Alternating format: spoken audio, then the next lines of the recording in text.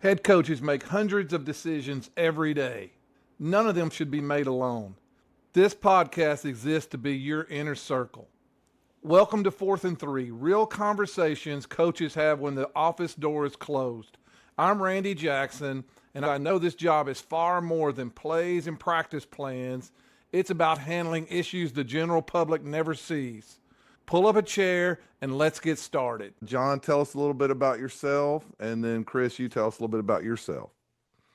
Well, 32 years in the profession and love trying to serve others and make a difference in this world. The great thing about this profession is every single day we wake up, we get the option to get better or get worse. I choose to hopefully try to continue to get better. And one of the ways you do that is by surrounding yourself with people that are fantastic, which is, kind of been my cheat code for life is to find people like Randy and like Chris that can give me the opportunity to be better. Nixon, Missouri, been here 6 years, retired from the state of Mississippi. I would say this, and Yeager's not going to like this, but if you ever get the chance to retire and draw two checks and then go to another state and draw two more checks, it's a pretty good life for a teacher. We just got back from Miami, the national championship game, which we would have never done on two checks, but on four checks, it's okay. You know what I mean? We're going to Key West in February again. Wouldn't be happening on two checks, but on four, it happens. So it's great. Yeah, awesome, buddy. We are all excited for your success. Never Stop Getting Better podcast, 270 whatever episodes. He's got everybody from Dan Lanning to probably President Trump, and it's amazing. So, Coach Yeager, give us a 30,000-foot view of you. Okay. Been coaching for 43 years. Just finished 43. Been at Mountain Brook for 27. Of those 27 years, 20 have been the head coach. I guess from 30,000 feet, what was very life-changing for me was COVID. I approached COVID like it was a sabbatical. One of the greatest things that ever happened was being introduced to coaching groups online during COVID. That's how I met a lot of you guys. John came to visit me, and the relationships that I've made through the mastermind and through Randy and now through Fourth and Three it really has been life-changing for me. It's almost like starting a new career. I was telling John, I had an opportunity to leave somewhere and go to another school, a private school, and I'd have been doubling my salary and everything. John asked me this question, and he was looking at some other job opportunities too. But anyway, he said, why do you stay at one place for so long? I really feel like every year, and a lot of it's from being around you guys, I feel like I reinvent myself. I learn things and I go, gosh, I want to go try that out.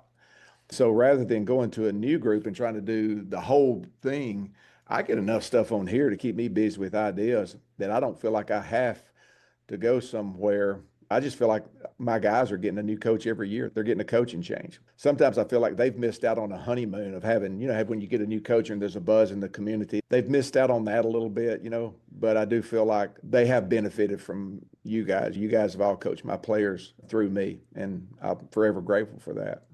Well, thank you both for being here.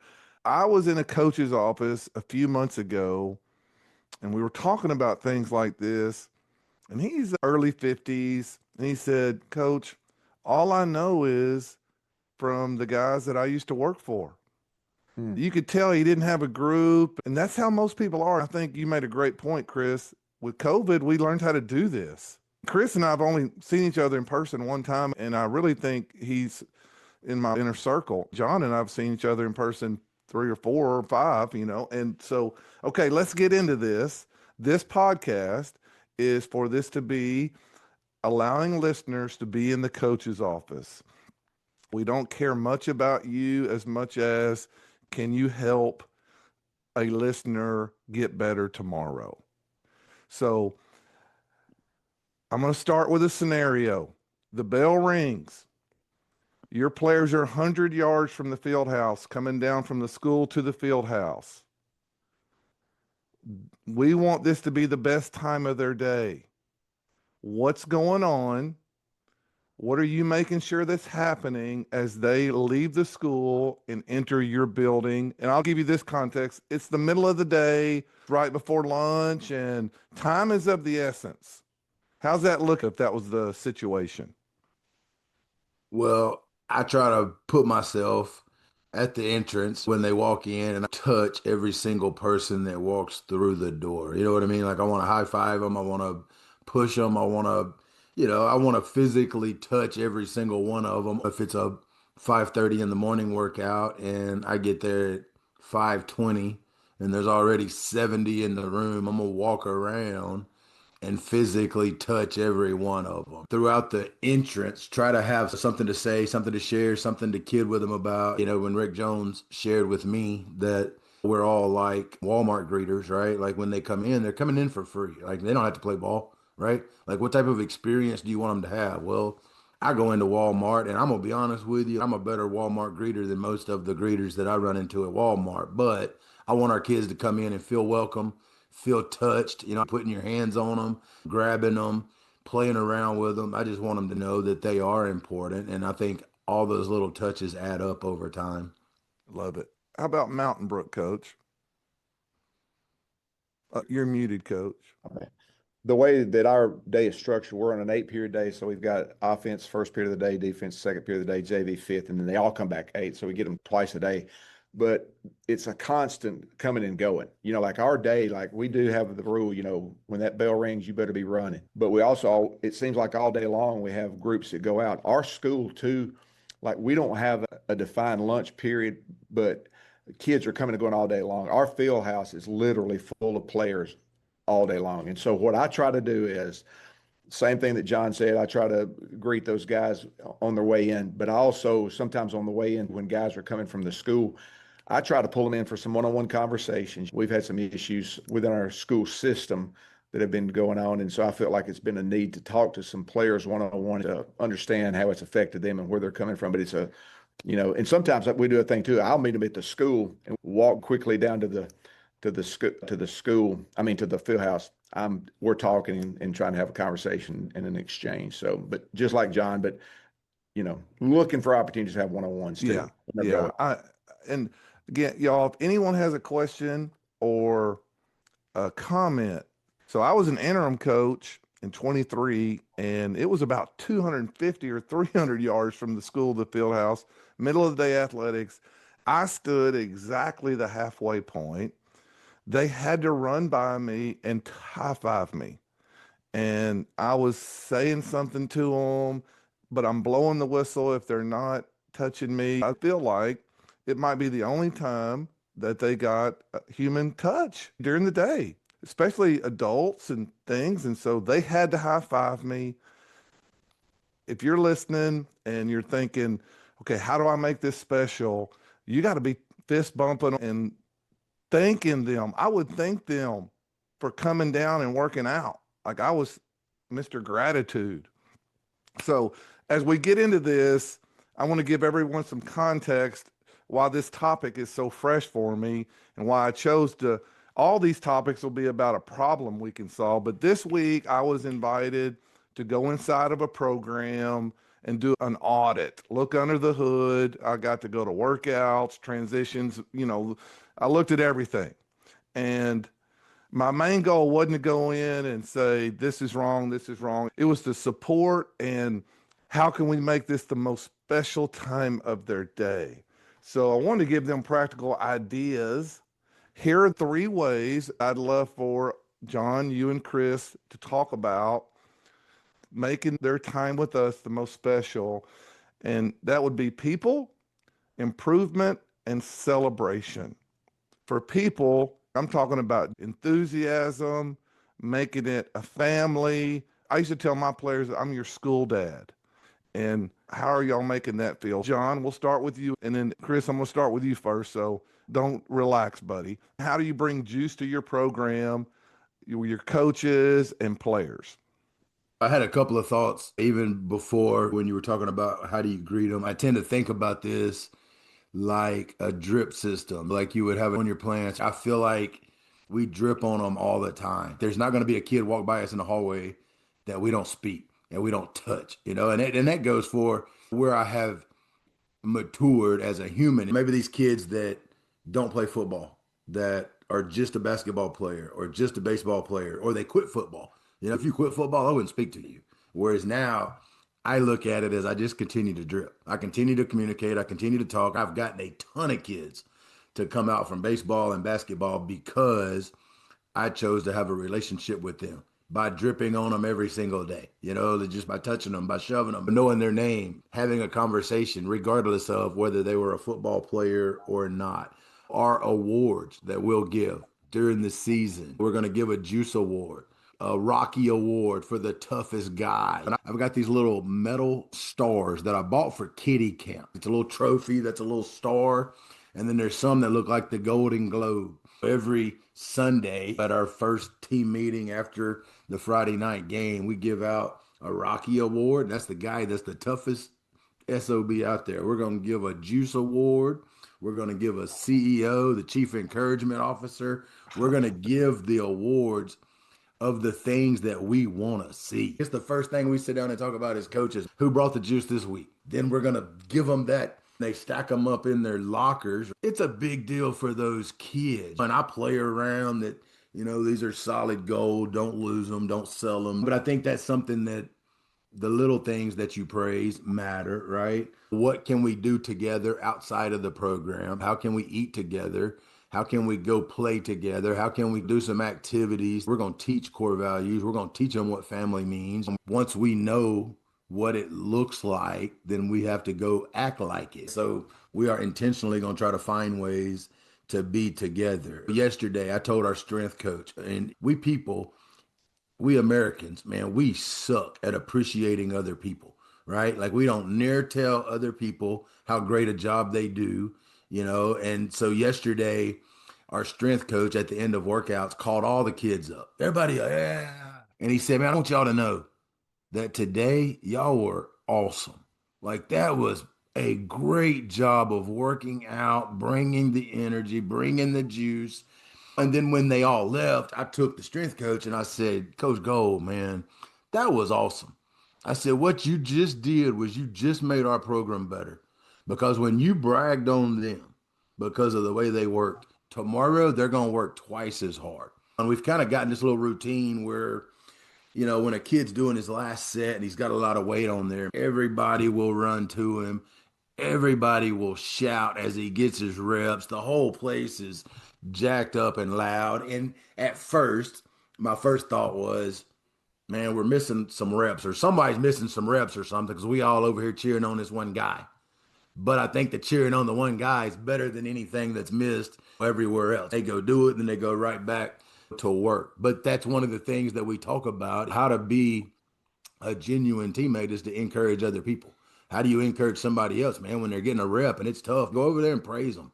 Go over there and dap them jokers up. That's something that we try to constantly do. And then like we work out at 5:30 in the morning, and it doesn't matter if you got a wrestling match or a basketball game, we expect you to be there. And when they do, if it's our best wrestler in the whole school. He's also our safety. He'll probably go to college and wrestle and not play football. But when he shows up in the morning time, some point in time during that day, I'm going to text him and say, Reed, man, I sure appreciate you showing up. That was freaking awesome. That's why we're going to have a chance to go back and win a state championship because you do that. That's why, that Joker's full at 5:30 in the morning time when I get there. You know what I mean? I think we're going to do the little things that matter that allow us to act like a family, right? No different than the way you praise your wife. I praise my wife all the time. So that's some thoughts that I had on that topic. Yeah, I love it. Think about how many kids don't get any encouragement throughout the day. And I think if you want them being with you the most special time of the day, you better give them something they don't get anywhere else. Hey, let me share this. I get a text message from Jackson Cantwell's dad, Christian. Jackson Cantwell is the 5-star best player in the country, just went to Miami. I get a text message from his dad about 2 weeks ago when we get back to school. And we give out the Iron Eagles Award in the morning time, man, the three kids that rocked it. And he says, man, do you know how many Iron Eagles you've passed out in the last couple of years? My heart sinks. I'm thinking, oh my God, Jackson never got it. Here we go. Cuss me out. I'm ready. I said, Christian, probably not many. I think we got away from it. He said, yeah, the number's actually 0 in the last 4 years. And he wasn't ugly. He was being funny. Yeah.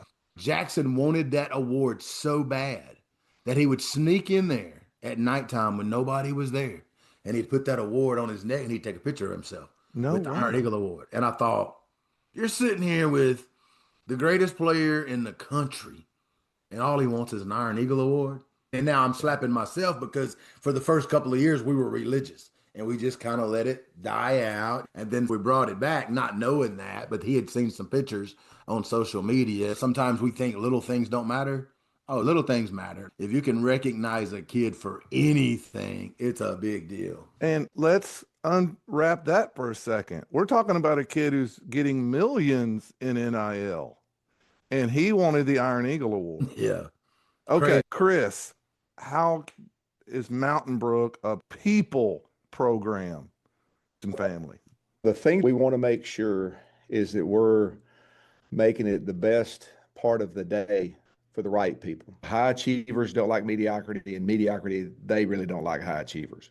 So the thing that we want to make sure that we make it the best part of the day for the highest achievers. And if there's any kid at our program, in any part of his DNA, he's a high achiever, we want to be able to connect with that. I believe the relationship part is critical. What John said was fantastic. Ultimately, we are trying to create a player-led team. Our freshmen work out at a different time. They're in a group to themselves. Our freshmen that are going to be sophomores next year. We have a sign-up sheet on my door. And as many people sign up, we'll have 30 kids every year. That means that they commit to showing up to school every day an hour early. We take those 30 guys and divide them into groups of 5, which is usually about 6 players per group per day. So on Monday, we'll have 6 players that come in there of the upperclassmen. Tuesday will be a different 6. Wednesday is a different 6. But what happens is they come in and they coach those players. In the mornings, we had coaches assigned to the stations. The older players had been coached by us for 2 and sometimes 3 years. They're as equipped, if we've done our job as we are, to coach those lifts in the weight room. With every coach, part of our mastery is the skill set. It's the technical part of football, the blocking, the tackling, backpedaling, all that stuff, catching the ball, throwing the ball. But it's also the human side of it. If we don't pass that on to players, we're not a player-led team. In our off season, we let them set the tone. Our players too, like and we have exams. We have a player sheet, like a questionnaire sheet for our 9th graders. They all fill it out. And we create a booklet. Every one of those guys that volunteer, we give them a booklet, and on the front it's got a collage, a picture of all the players. If they'll flip through, they can find out that person. They can find out their favorite food. They can find out their favorite movie. They can find out their favorite hobbies. They can find out members of their family. But it's just about everything you can think of, something unique about them. What we do is test them and say, tell us something about this player. We'll flash a picture up on the screen and we'll say, who knows him? We want them to get invested, just like John. I connect with them. We have carpool with the 9th graders, and I'm out there at carpool. I'm out with their parents, getting to meet their parents as much as I do the player. But the bottom line is we have to try and merge. When they come up and they're in the 7th grade, it's their group. The 8th grade, it's their group. 9th grade, it's all about their group. The hardest thing in our coaching world is to merge 3 groups together, and it's not my group. It's just us. That's how we start out. We want to gear the program for high achievers. We have to have something every single day that we feel like when a player walks out, he achieved. There's no greater achievement than getting to know your teammate, and we tell them that. If you connecting with your teammate, taking a younger guy and lifting him up, that's what we want it to be about. I think we're doing that for the younger players. We're doing it to bring the younger players along and get them acclimated into our program. But really, it's not just for those younger players. It's the older players actually learning how to lead. That's one of the biggest things that we do. So y'all make like a church directory, and you have every kid 9 through 12 in it? We have the newcomers. We have older ones for the older players. And let's say a player's no longer in our program, then we'll just take his sheet out. But we have a sheet it'll just be a directory kind of thing for that particular grade. But what happens is we give it to the older players to learn the younger players. Okay. Awesome. The other thing too is we put it on the backs of the older players. Like we said, do we give the younger players, the older players? No, let's don't do that. They're new. They're intimidated stuff. Let it sort of happen organically. How do you interview someone? I always say I want to hire the who, not the what. I don't need to hire the greatest guy who's written 14 linebacker books. I want to hire a linebacker coach whose players are going to lay in traffic for him. So, how do you interview someone and know that they're going to high five kids, like really make a kid feel loved? And I'm grateful I get to coach you today. How do you interview someone and know you're hitting on that guy? I think one of the biggest things you can do, a great advantage that we've got today, when I interview a coach, I go to his social media and I expect to see pictures of that coach and his players, him promoting his players. Like I've heard you say, Randy, social media is their love language. My Yep. first question about a coach when he comes in, what's he doing to speak their love language? And whatever, whether it's they take a picture after a game on the field, after a banquet, whatever it is, because that's where the kids are. We can sit there. If the only time that we connect with our kids is when they're in our field house, we're going to miss a lot of things. But are they trying to connect with them and all of the resources that we have available? He can tell me whatever he wants to tell me about how he connects with kids. But to me, when you go to their Instagram or their Twitter, I think you're going to see if the players are a significant part of their life. That's awesome. What about you, John? How do you interview coaches with this aspect? I'm probably a little strange in that category because I never talk about football. I don't really care. I want to know what type of person they are, their behavior skills, what type of human they are. I want good people that have a work ethic and a desire to be around young people. In 2026, anybody can learn football, right? If my wife wanted to, she can learn football. She can jump on YouTube. But what you can't fake is a person that is all in on being great with kids. You just kind of get a feel for what type of human they are. I want a good kid. And then I realize, as John Maxwell says, I set the lid. Whatever I do is going to be caught by the rest of them. I don't make them do nothing. The older I've gotten, I have quit judging other coaches. I used to have issues with, they don't do like I do. They don't get there early, or they don't stay late, or they don't touch everybody. I used to have some issues because why isn't everybody like me? But what I have tried to replace the judgment with this thought of everybody's different. Everybody has a different skill set. What if that guy is not staying late because he wants to go home and be a great father and be a great husband? What if there are other things in his life that are more important? That's okay. I don't have, just quit. I quit judging other coaches based off of what I thought they could be or what they should be like, because who am I to say what they should be doing? You know what I mean? I was talking to a guy today from Kansas State where, if you're at Texas A&M, you're going to be at work from the time the sun comes up until midnight. That's just what you're going to do. But if you go somewhere else where the home life's important and the families, you get to go home and have dinner every once in a while. You get to see your kids. Just not being as judgmental and hiring good people that are good humans, to me, is what it's all about. And then developing relationships so that you don't have to hire a lot of people, right? We don't lose many when they're here. I think they want to be here. I think they enjoy what they do because they're not judged and they're allowed to be themselves to a certain extent. You will watch our guys. I mean, even if they're not touchy feely, a lot of our guys will walk around and touch every one of the kids in the morning when they get there, because that's what I do. It's what it's what they see, and they catch a lot of that. Yeah, I love it. So, Eric, do you remember when we would interview coaches? What was kind of walk us through how you interview a coach now? What are some questions you ask? I got it from you. Will they be dads? And that's the main thing. Coach, kids don't play for you anymore because they love the sport. They don't play for anything other than a relationship. These guys are saying what I believe in is that they're going to play hard for a coach they love. Honestly, coach, I got guys who play for my guys not because they believe that coach is going to make them better. That's not why they play football anymore. No, I had guys that wanted to play for Mario Edwards because they thought Mario Edwards was going to make them a better player. Now they really want somebody, coach, is really going to be positive in their life. That's what I interview now, is guys who really want to be dads, because there's no interaction with their parents anymore. These kids go home, they get on the video game, they put the headphones on, and they're watching highlights. They're scrolling through TikTok. And guess who else is doing that now? The parents are doing that. So there's no more communication except for us. In our weight room, coach, we would be spread out. Me and you and a couple and the top tier coaches that we had, we'd be in the hallway.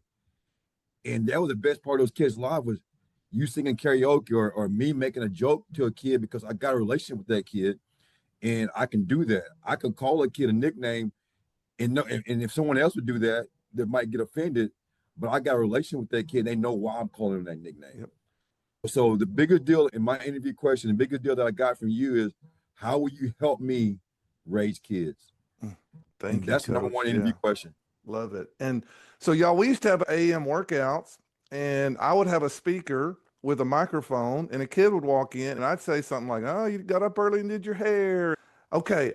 I just, before we move on, if you want to be a level 5 coach, they have to feel like you have their best interest at heart and you're trying to help raise them. Eric made a great point. They don't get much of that at home. You got to touch them and they have to trust that you are blessed. They get to be a part of your day and vice versa. Now, I believe this too. We have to coach it with the players.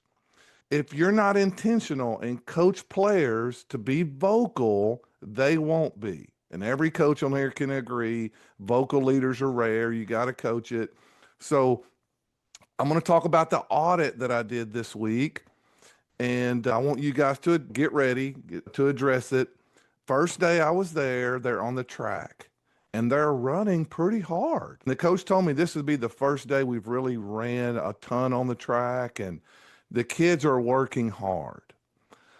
At the end of the workout, I said to them, because coach had introduced me and, I wasn't just some stranger. I said, guys, y'all are working hard and I'm impressed, but you're in survival mode. No one is encouraging anyone else. The next day, we're in the weight room. And the coach was good to me. He let me do some stuff. And so I said, I want to hear some encouragement today. I couldn't tell coach who the leaders were yesterday. And so they encouraged each other a little bit. Halfway through the workout, I said, okay, here's your assignment, the last half of the workout. If you're not lifting, you must encourage someone at least 20 feet away. It got louder and there was some energy there. I told the kids, I don't care, man, you find a way. You tell somebody that they're spotting, you yell. It was really uplifting to me. It was a good workout. John, how do you coach your players? And I love what you're talking about, 5:30 a.m. I'm asleep. I don't want to be in the weight room. How are you coaching your players to have juice and help each other with enthusiasm? Well, just like you said, we try to teach them what it means to be a teammate, what it means to open their mouth. You're not really a leader if you don't ever say anything. So we go through scenarios, and this is what you should do when you're in the weight room. You should encourage the guy next to you. Or if the guy at the station beside you has a good rep, you should go over there, pat him on the back, tell him he did a great job. There's nothing hard about encouraging other people, right? Nothing. It's a minimum. We try to really teach them how to be an encourager in life. We don't do a great job of appreciating other people, right? But everybody loves to be appreciated. Everybody would love to be patted on the back and said, great job today, right? So if we teach our kids what that means up front and then they go do it, then it gets reciprocated back to them. Then before you know it, you have a guy screaming and hollering, busting the last set really hard, and everybody's encouraging him. And at 5:30 in the morning, the place is loud and it's really good. It's really cool because they are celebrating each other. When you start celebrating each other, that gets contagious. And they wouldn't do that if you were just doing it. So if coaches are great and encouraging each other, they're still not going to do it. No. So you coach it like you coach squat technique. Yeah, I'm gonna tell you one of the things that I love to do the most, and I've been hammered for it before from the Feed the Cat folks. I got hammered a couple years ago because we went out and ran 56 sprints, and I videoed it and talked about it. Well, I know I only scored an 18 on ACT, so I'm a very average intelligence. But when we run 56 sprints, like we are not trying to get faster. That's not what we're doing. What I want them to do is get so dang tired that they can learn how to encourage the guy next to them. I think there's great things to be learned in the mental performance world when you can put your thoughts on your teammate and take them off of you. The same thing stands true in the weight room. If a guy's supposed to get 5 reps and you let him get 4, you're a cheater, right? And our strength coach will tell him all the time, if you'll cheat on a rep, you'll cheat on your wife one day. Don't do that. That's not proper. And as a spotter, I shouldn't allow somebody to miss a rep. I should encourage them and help them. I should spot them through it. What does a spotter mean in life? We have spotters in life. Chris is a spotter for me. You're a spotter for me. So we're going to try to teach them, what does a spotter mean? A spotter means you're there to make somebody better. You're there to encourage them. You're there to add value. You're there to make them stronger. You know what I mean? So And good. we're going to try really hard to teach our kids that in our program and let them go be that. Like I've been in programs before where the young kids was picked on. And I can assure you in Chris's program, the young kids aren't picked on. They're treasured because the older kids are taught from the very beginning, man, this is what's coming. Like this is what's our school's going to be about. Like let's treasure those kids. Treat them great. Get to know them. Talk to them after practice. Give them a ride home. You should add value to their life. When you come back in the weight room, it all works for the good. This podcast isn't about having a good workout. You can have a good workout, but it's not the best part of their day. Right. Best part of their day, if someone texts me after this is over and says, man, that was a good podcast. Oh, dude, I feel great. So if you teach kids to encourage each other, it will change your program. Chris, how do y'all coach it at Mountain Brook? Well, I think we have an incredible advantage as coaches. John Eldridge wrote a book called Wild at Heart, and he said, he's talking about the nature of man, the nature of boys. He said, we all long for a fight and to fight that fight with a warrior at our side. We long for that. So here's what we do in our schools. This is such an advantage for us. We take the boys and put them in a room with a bunch of other people, and we put them in a desk. We tell them to be still, be quiet, and write, which most of them aren't very good at. The way that schools are structured, it is so counter to the nature of the boys. We tell them, the class before the one where they come down to our weight room, we say, listen, in Africa today, there is a lion and a gazelle. That lion must run fast enough to catch the gazelle. The gazelle must run fast enough to escape from the lion. But either way, when the sun comes up, one of them better be running. Guys, when that bell rings, you are the lion or the gazelle. You dang sure better be running. Now, here's the thing. We tell them this too. We say, look, in that classroom, that teacher all day long, every period, all you have heard, be quiet, be still, don't break anything. Listen, when that thing runs, it's like the Kentucky Derby and the gate opens up. Man, you are free. When they were in the second grade and they turned it loose for time on the playground, nobody had to tell them to bring the juice. Man, them kids are going out and they got their arms spread out like airplanes and they are running wild. We neuter them. We take that away from them as they progress through school. All I'm telling them is, I want to give it back to you. When you come through those doors, you better be coming through those doors loud. You better be slamming things. You better be lifting weights. You better be trying to break things. If you go to the weight room and you break a barbell or a dumbbell or a plate, I'll replace it. But go down there with the purpose of trying to break things because look, we're in a sport where we break things. Now, what's not exciting about that for a kid? Once in a while, we'll have a kid, and if he has the body language where he's not excited about what he does, we say, look here, we've got a study skills class, and we'll send him right back to that study skills class. We don't have any problem with it because if we just talk them through it and appeal to their nature and just teach them to be who they are, let them be who they are, I don't think we have a whole lot of problems because boys want to do that. Go to your elementary school, go to the playground, and listen when that bell rings or those doors open up and watch what boys will naturally do before they're taught to do anything different. They're having fun. They're having And fun. But you're I letting them think, be them. By nature, they're yeah, going to do it. And again, we coach them, but I'll tell you this, it's almost like this. I can't remember where I heard this. It was a story. Now, I can't remember the whole story, but, like they forget who they are. It's almost like an animal that forgets he's a racehorse, and he's taken to a farm and he's worked on this farm and he's doing something other than what he is. And all of a sudden he goes to a track and he remembers, hey, I'm a racehorse. I'm not a plow mule. I'm a racehorse. And I think a lot of times you tell those kids who they are. And when they're not being who they are, say, you're just not being who you're designed to be. That's not how men are made up. They want to be a man. But I don't, to me, the whole thing I've noticed is Once they discover that, once they tap in, they feed Mhm. off one another. Once they figure that out, they feed off of one another. Andy, Yes, sir. I learned something today. About 20 years ago, I coached at a school in South Mississippi called Wayne County, okay? And at Wayne County, them boys ran out of that school building and they ran to the field house and ran to the locker room. They fought like hell. I'm telling you, man, like they beat we had to stand guard to keep them from fighting. So at least now I know that was their nature. They were Yeah. wild at heart. They would try to kill each other. It was kind of scary. There's nothing wrong, too. I'll tell you a great field trip, and it's worth your time. If you're having trouble with your energy, just take your guys, let's walk over to the elementary school and watch what those dudes are doing. Our strength coach, I know music's a big part of it. We have themes for every day with our music. Everybody's got motivational Monday. We got throwback Thursday. We got worship Wednesday. We got disco Friday. We got all those kind of things and stuff like that.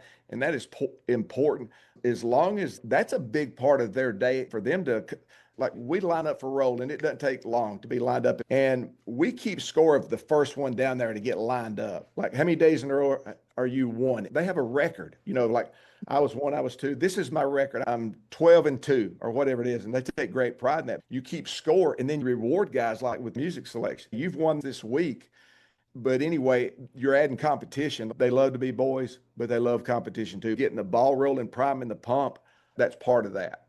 Yeah, that's where we were going next was music. In 2017, life-changing, got to go to a PJ Fleck team meeting, 24 karat gold's going. I can't think of who the musician is. The assistant coach looks at me and says, every song here is intentional.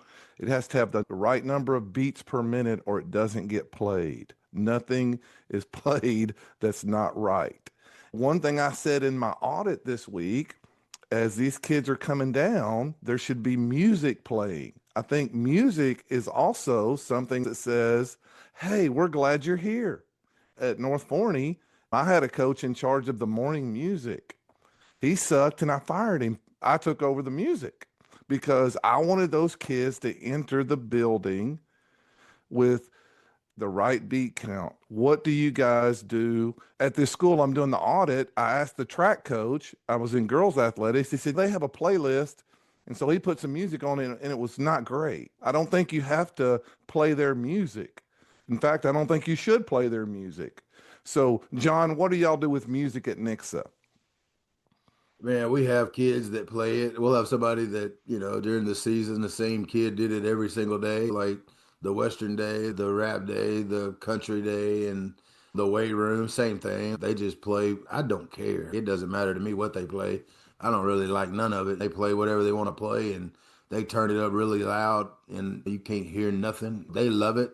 There's no rhyme or reason But thing you have music in the weight room, both of you guys? every day. Oh, yeah. Music at practice? I Is like when they're coming into the building. I was going to say, that's what was my next question. To Yeah. me, I think that's where, like, if you're thematic, every day is like one thing too is our strength coaches got a squat playlist. They know when they hear these songs, today's a squat day. You sort of know what's coming from that day. Yeah. Yeah. And Eric, we had days of the week. And so Monday was juice. And our playlist for Monday was our juice playlist. And do you remember, Eric? We had Throwback Thursday, Western Wednesdays, Yeah. you know, But deals it like it this. tied in. Yeah. And we had Family Thursday. And I would play songs like We Are Family. I promise you the kids love it. And I think what Chris just said, that when they enter your building, that's the most important music because that is saying, thank you for coming. You've made my day that you've entered our building. Okay, I'm going to switch gears and share my screen. This is from Kirk Thor, who is a stud, old mastermind guy. He's in Fast and Wide. If it's going to be the best time of their day, they have to work for improvement and competition. So I just want to say this, and then I'm going to turn it over to you two guys. But he showed us this the other day. We need to do a podcast over it. But when I'm doing that audit, I'm talking about these shirts. And so I just called Kirk and I said, Kirk, I'm going to put you on speakerphone. Let's talk about these shirts. They test south of Dallas in December, February, and April. Everyone wears a green shirt for off season. If you get 43 points, you get this camo shirt. If you get 47 to 49, you get this orange camo shirt. And they test on bench, squat, and clean, the 40, the shuttle, the 5-10-5, and the 220-yard shuttle, like back of the end zone, back of the end zone. They test, takes 2 days. He said, we make a big deal out of it. We have a celebration. We take pictures. And he said, if a kid's failing, we still present the shirt to him, but he's got to give it back. He's got to come to my office and give it back to me. And it crushes him.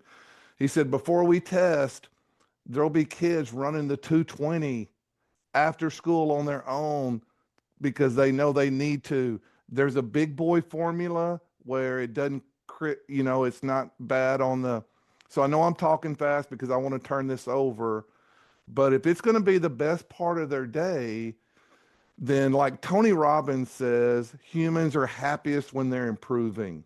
You have to give them ways for them to be improving. If I'm ever on a track and watching, if I'm ever at an audit and kids are running, the timing being called out, come on, we got to give them a time. How do they know if they're improving? This is greatness right here. So if anyone wants to know more about this, I'll ask Coach Thor if I can send you whatever. But so how do you guys, and Chris, we'll start with you. How do you inspire and fire kids up with the improvement when they improve in the off season or whatever y'all test? We're probably like a lot of people. We have certain racks in the weight room. It's almost like in the band, the first chair, the second chair, the third chair, and there's certain racks in our weight room that are racks of prominence. You don't get those racks, nobody works out in those racks except for these people. You have to earn your way into those racks. I do like what you're talking about, the improvement thing. One of the biggest things that we try to reward is streaks. The biggest thing is showing up. If a kid will just show up, and so our strength guy, we've got the record boards and that kind of stuff and move it up. He always says, if you can measure it, you can improve it. And so we post that stuff and we send that out on Remind, the app that we send out among the players. We do show the greatest gains and stuff like that. But he does the thing at the end that I really love. It's called a hands-on bar award. And what it is, it's the kids that didn't miss a day during the off season. We usually have 18 to a couple of dozen of those kids. We can't pay the kids, but we can get gear for them. So he's got this really nice weightlifting gear that he gives each one of the persons with a hands on the bar. I love that idea. I love hands on the bar. I love the attendance thing. That is really good. John, what do y'all measure? What you celebrate, you replicate. So if it's going to be the best time of their day, you have to celebrate them. What do y'all measure and how do you celebrate it?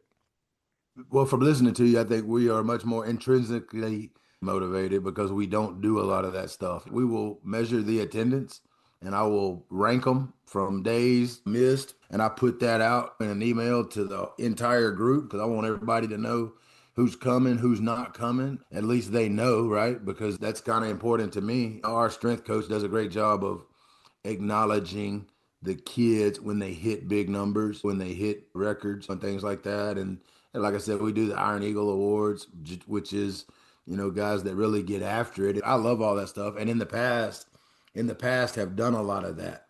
But like what we have tried really hard to stress is what it means to get better every single day. Our kids work really hard and we probably should do more of that, honestly, but that's not something we do a lot of. Well, the greatest story that was told on this whole podcast is Cantwell going up there at night and putting that on. And I think that everyone in here should be listening. You've got to reward them. They want to be celebrated. And the last thing we're going to close with, 2,000 years ago, a Roman general said, if you feed a horse and a dog together every day, they will bond. And it's going to be the best time of their day. There has to be some breaking of bread. And I'm all in leadership councils. And I think there's got to be some intimacy and some dialogue. John, do you guys feed your kids? Do y'all do I know you mentioned team meals, but do position coaches do any of that kind of stuff? Unpack that for us. What we encourage them to do is during the season to eat with their kids. At some point, have them in your house, let them see the way you interact with your wife, how you interact with your kids. And some of our group, they all are different. Like our O-line coach, they're going to have an O-line meal every Wednesday night. at one of the parents' house. He's going to host it, or it's going to go around to different parents. Our linebacker coach is going to take his kids and they're going to go to Brahms. It's something different, but they are breaking bread outside of school, which I think is Yes, really important. me too. I'm going to have groups at my house. I'm going to do Leadership Academy at my house. Like, we're going to line camp to spend the night together, to take them to the place where you play, so that I can take Jackson Cantwell, who thinks he's a basketball player, and I can totally dominate him on the little basketball throw. And I can take videos and I can send it back to his mom and dad and just completely make fun of him. We're going to go do things for camaraderie purposes, more so than the competition, more so than Hmm. we can teach technique, but what we can't teach is taking them off somewhere, spending the night, going out to eat, having a good time. So we're going to try really hard to do things like that on a pretty regular basis, because I grew up in the church. My dad was a preacher. So I know when you go to church, you break bread. You have the meals on the first Sunday of every month. That's how people come together. And I think they did that 2,000 years ago, right? And I'm a big person, so I like to eat anyway. Well, I'm sure it's this way in every state, but in Texas, every 2 years, the band goes to Orlando or somewhere, and they get to take this big trip, and it's a big recruiting tool for them. Yeah, no We doubt. have to replicate that. One of my O line coaches started a deal called the Hog Bowl. And every year in fall camp, he would get a trophy with a pig on it, an ag trophy. And the O line and D line would go bowling. And whoever won got the trophy. It went in the locker room. Guys, that stuff is the best time of their day. Those are moments they're talking about in school because everybody doesn't get to do that. So, Chris, how do y'all celebrate? What's the way y'all make it that special for them in that area? We have what we call, it's our locker rooms in horseshoe shapes. Okay. And it looks like a slough in the water. There's 14 lockers to each one of these. We have Alpha, Bravo, Charlie, Delta, Echo, Foxtrot, Geo, and Halo. And so there's 14 kids in each one of these. All right. So what we're doing right now, them coming in the morning, we're in the process of selecting the leader for each one of those. So when they get to be a leader of that group of 14, we call it a slew. When they get to be a leader, they draft their plays. It's very mixed group. It's a mixture of by position, by grade. It's not like them. In other words, if I'm a DB, I can't have but one other DB in there. If I'm a senior, I can have two seniors. But anyway, it's a very mixed up group. The leader of that group on Wednesday nights, he organizes what we call the slew dinner, which means that in somebody in that they get a sign up sheet and they sign up and they say, week 3, it's at my house. Okay. Week 5, it's at my house. The great thing about that is they're all different. They don't see each other at practice and stuff like that. The other thing, too, is week 1, my wife feeds at our house Alpha. Week 2, Bravo. Week 3, Charlie or Delta. We do have the Thursday night team meal. One of the things I've loved is when the season's over, you see teams recreate that. I'm in all of their chat groups.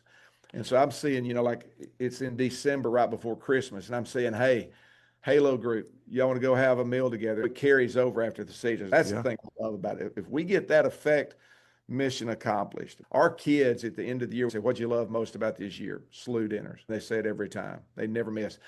We had the parents helping us with our Thursday night meals, and they really tried to make it a big deal. They decorate and they do tablecloths and stuff like that. And the players never forget that. I told them, I said, we can fit in this year a couple of times. We just throw boxes of pizza down and feed them pizza. And I told them, I said, listen, we could feed them bologna sandwiches and they could give a rip less. It's about being with one another, which is a thing for sometimes parents to accept. So I told the coach where I did the audit, I said, if you will create a leadership council and bring them to your house, it will impact your program more than anything else you do. Do y'all agree or disagree?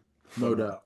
100%. Why will it impact them, in y'all's opinion? I told him, you don't need to bring them to your house if y'all meet every 2 weeks, but just bring them to your house. Why is that so powerful, y'all, when you invite someone to your house? I tell you the biggest thing that I notice when they come to my house, in my den, I've got pictures of football players all the way back to when I first started. There's family pictures. And those kids, when they come in, linger looking at the pictures of my life. And I'm sitting there thinking, you know what? They're just discovering that I'm just like them. There's Yeah. people in my life that I love. I've had a journey just like they're having a journey, and I just think they see the humanity and we're more alike. Sometimes they think that way out there, but they'll sit there with their hands behind their back staring at those pictures and walking down to the next like they're in a museum. And every group does it every year. It's just a funny thing. You also get the kids that, when Cantwell was a 10th grader, we did leadership academy in the house and we'd feed them. And then at the end of the night, my wife would hand him a box of double stuffed Oreos. And he would sit down and eat almost every one of them because he didn't get that at his house. At his house, it's steak and rice. So he would get Oreos when he came to my house. The first or second night, my wife gives him that. He takes the box and takes it home with him because he couldn't finish them all. And he shows up at school the next day and he comes and he finds me, Coach, what do I do with the evidence? And I'm like, what are you talking about? And he opens up his book bag and there's this empty box of Oreos. And I'm like, throw it in the garbage, man. He couldn't throw it in the garbage at his house because they would have known he ate a box of Oreos. Yeah. And my dad was great in a lot of ways, but I don't think he ever washed a dish. And I think it's so important to invite kids to your house and they see you help clean up afterwards and be a good husband and be a good dad. Really important stuff. So does anyone, if you have a question, we're getting to that point, you can put it in the chat. While I'm waiting on questions, if you guys were going to do an audit and you saw a program where they're working them hard, but we got to make it more special. If someone's listening here and I want to make this the best time of their day, Chris, what's your number one thing they should start with? You got to learn their names. And one thing too that kids love, we had this professional development here and they said never call a kid a nickname. And so all of our kids had nicknames. And so we said, do y'all not want us to call you nicknames? And they just said, no, they love like we got this kid named Skeeter because he's got small arms. We got another named Tadpole because he doesn't have any legs. And they love it. And they carry these names. But my thing is learn their name. And I do think if you see something that the moment allows it, give them a nickname because they really love nicknames. Yeah, I think nicknames is gold. I mean, I just think they are gold.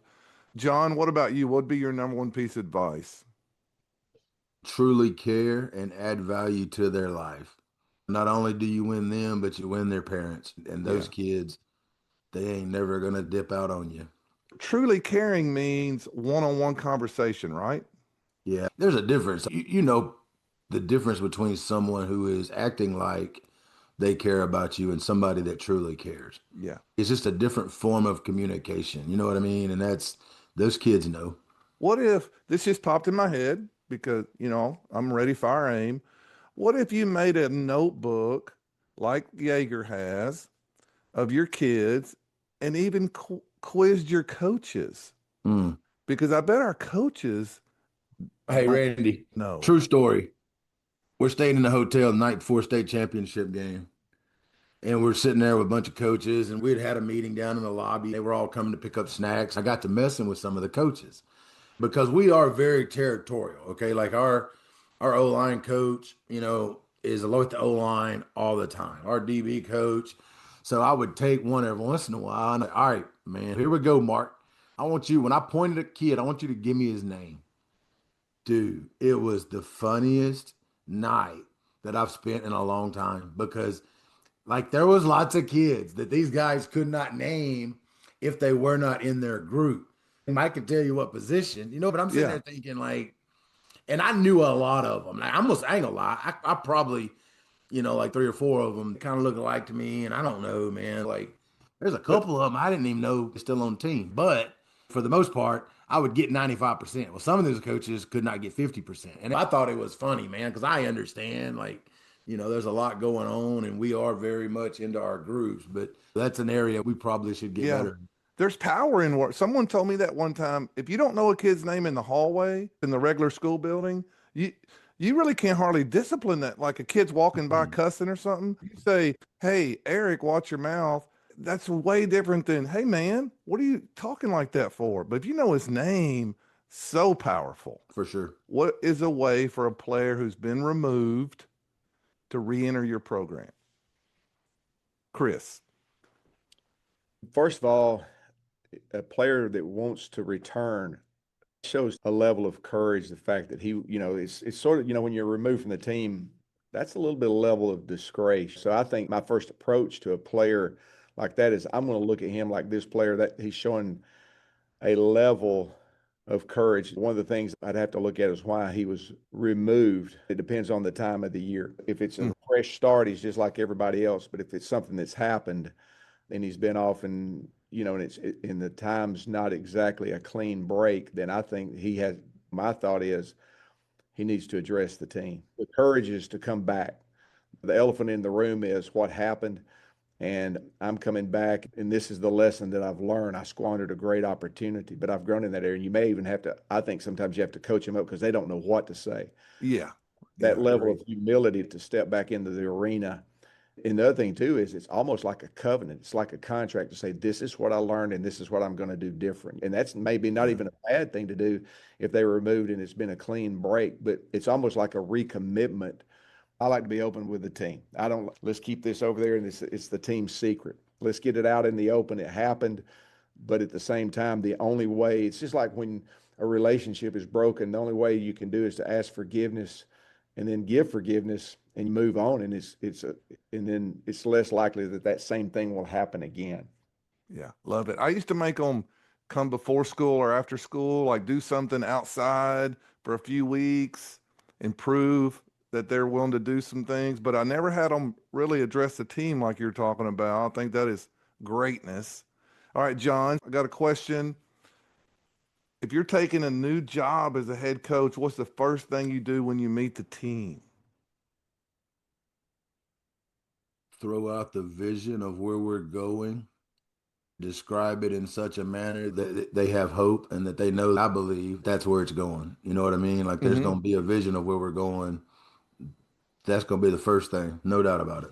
They got to go home and tell their parents, we hired the right guy. This John Perry guy is fixing to take us to new heights. I know this for a fact because I kept the coaches that was here because obviously I didn't know nobody in Missouri. You know, when I walked in the library, they introduced me. The first slide said vision to be the best program in the state of Missouri and build leaders. The coaches, now that I know because I'm good friends with several, we chuckled. I don't know if you saw us, but we giggled and laughed because we knew that wasn't possible. Like, this dude's an idiot. But, you know what I'm saying, as you start dripping, they don't have to believe. They just got to believe that I believe. So what they ended up seeing was that I believed, and then they started seeing a little evidence. For me, you got to be able to see it, right? As a leader, you got to be able to see where you're going. They ain't got to see it, but that person they got to be able to believe in you. Yeah, it's like Dr. Gilbert says, you don't have to be a Christian to believe what T.D. Jakes is saying. No doubt. T.D. Jakes believes what he's saying. Hey, and I would say this to Eric's question. I've changed on this. Kids that leave or get dismissed, I sign a 1-year contract every single year. They've not given me a 2, 3, or 4-year deal. And I want to play for a state championship every single year. Like, that's what I want to do, like in a perfect world. So January the 1st, I hit the reset button and I go back to recruiting. I don't give a crap what they did. I don't care who they are. If you come to our weight room right now at 5:30 in the morning, there are going to be kids that quit as 9th graders. There's going to be kids that I don't care. Man, bring your butt out here, get on board, and let's go. And if you're willing to show up at 5:30 in the morning on Mondays and Wednesdays for open field, I don't care. Because think about this. How are we going to get to heaven? It ain't going to be because of what we did. It's going to be because of the grace of God. We can't give grace to these kids. You know, like, man, I don't even worry about that stuff. But here's the best thing you've said. Most coaches are too lazy for this. You're letting kids come back who are willing to come at 5:30 in the morning. That is totally different than saying, hey, come join us again at 11:45 a.m. I love January should be a reset and we should have grace. And I love what Chris said about we ought to address the elephant in the room. But if I'm letting a kid out, he ain't just coming and showing up at 11:45 a.m. He's going to have to come in the morning at 6 a.m. or even after school's not that hard. Last word, if you could do anything and wave a magic wand for your kids to feel like it's the best time of their day, what are you doing? Chris, if you could say, what is the best thing y'all do at Mountain Brook that makes it the best time of their day, what is it? We are involved in forming those bonds. In other words, every player that comes, when you first come into our program, you have a mentor. You are not on your own. When you walk through the door, you should get a feeling, whatever that is, it's culture. I want ours to be home. I want ours to Oh, think, this is my second home. This is my place. This is where I belong. Everybody knows my name. These are my guys. This is my group. This is my tribe. That's what I want. And so to do that, the second he walks in, I want a guy to just latch on and say, hey, buddy, you're home. that's so good. How about you, John? What's the secret sauce y'all do for it to be the best time of their day? I think put our arm around them and ask them, how was your day? Give me Yeah. something good that happened today. What's going on at home? How's your mom? Just honestly caring about the human and walking in stride with them. We get to play football and learn how to be a great father and husband through this great game. Just be a partner with them. Y'all, this is amazing. This is a master class for someone to change kids' lives.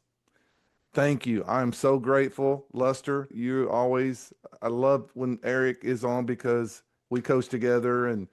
But Chris, you and John, y'all have gotten me better. I think I've talked to Chris 3 times this week, and every time I do, he gets me better. And John, you're the man. I respect you so much. Such a growth mindset. A guy I talked to a few months ago said, all I really know is the guys that I work for. You guys get people better. So really grateful. Thanks for making 4th and 3 better. And I'll see you guys soon. Thank you, Randy. I All right. appreciate what you do. Thank you.